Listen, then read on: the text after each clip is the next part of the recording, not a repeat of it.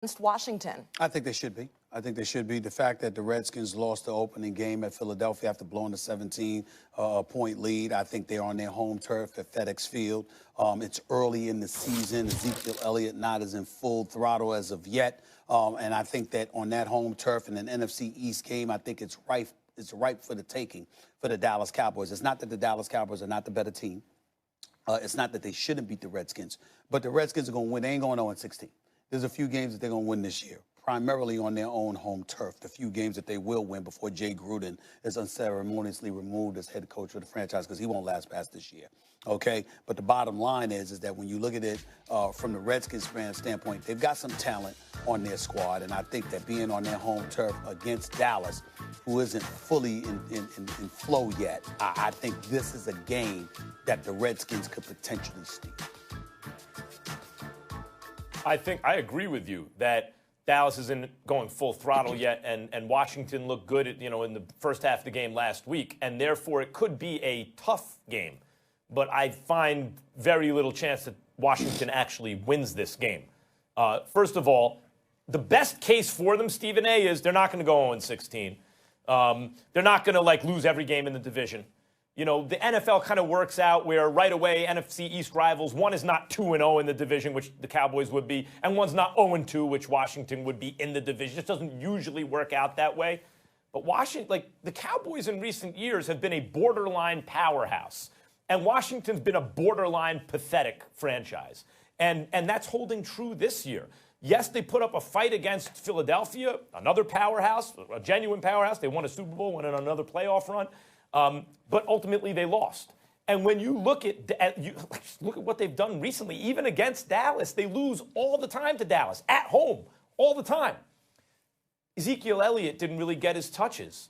And the reason he didn't was because Kellen Moore's offense. I mean, Dak Prescott was hitting everybody. They just have too many weapons. They have a young receiver with tremendous upside. Their number one receiver still with upside. Amari Cooper, don't forget, 2-3 years ago, it's is he going to be a top 5, a top 3 receiver, something like that? And then it looked like it was going the other way. And now it's, again, you have to ask the question, what tier is he in? Because we know it's an upper one, but how high is Amari Cooper?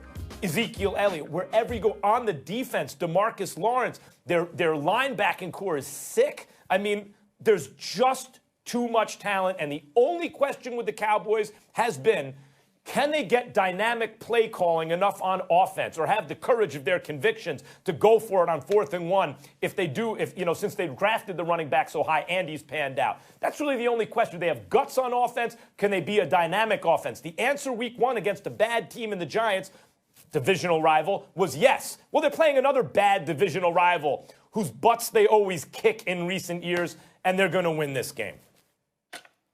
Well, listen, I wouldn't disparage the Washington Redskins. This is their most fierce rival in the Dallas Cowboys, and it's their home opener. So you would expect this type of game to be close, be electric. But I think a couple things plays into the Dallas Cowboys' favor. Number one, Zeke he's going to start working. He's working himself back into football shape. So you would figure that his workload will increase by wearing down that Washington Redskins defensive front. Number two, the Washington Redskins still.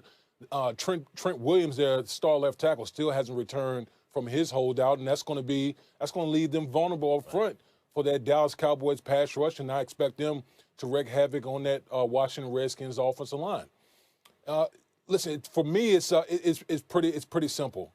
You got Dak Prescott, you got Zeke, Mara. You could go on and on with the stars that the Dallas Cowboys have, and they were humming against the Giants in Week 1.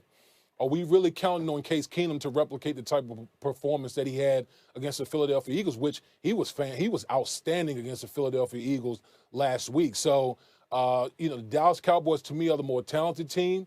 The team, to me, that I feel like they have more stars, more playmaking ability on both sides of the football, and I think they'll get the win against Washington in Week 2.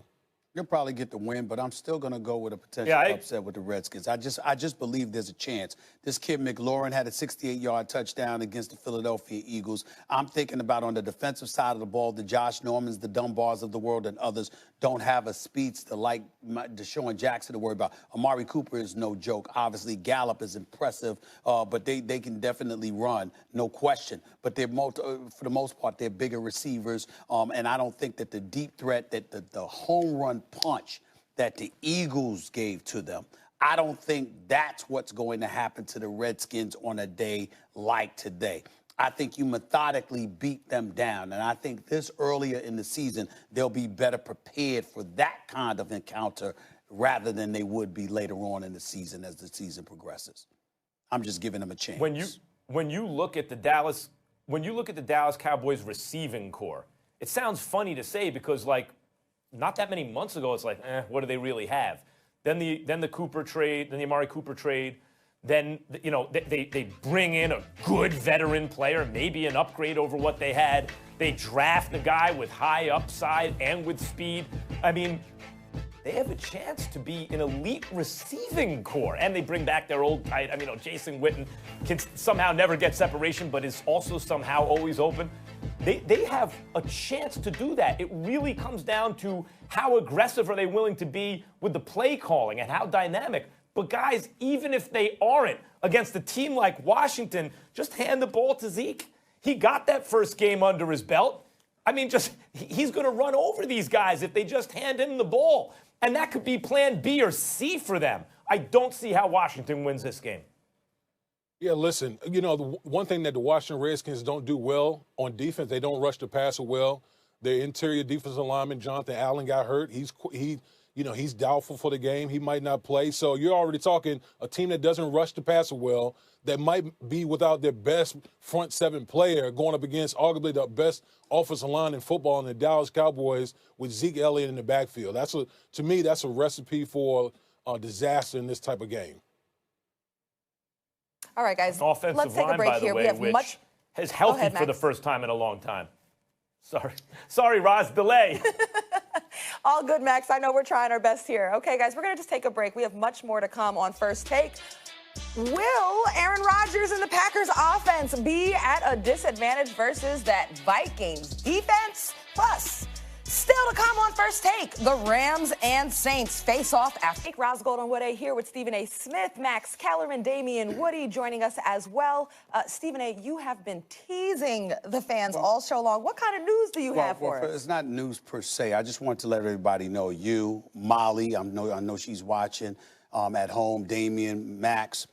Yesterday, I did an appearance on WBLS in New York, teasing, the show that we're about to have next week for HBCU Week at Delaware State next Friday.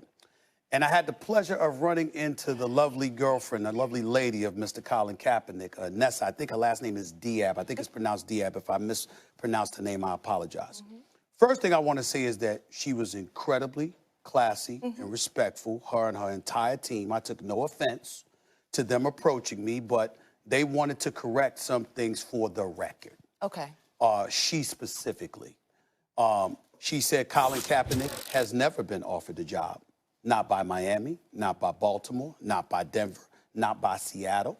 She said that Colin Kaepernick has not reached an agreement where he's prohibited from or not wanting to play in the National Football League any longer. He is still training every single day. He is ready to go. He would love a phone call. He would love to be in the National Football League, and any assertions to the contrary is patently false. So those were the 2 points that she wanted to make sure that she made, and she obviously, respectfully, I might add, took issue with me proclaiming that 4 teams, he had an opportunity to be with these 4 teams, because she's saying that's not true. She doesn't care what anybody's saying.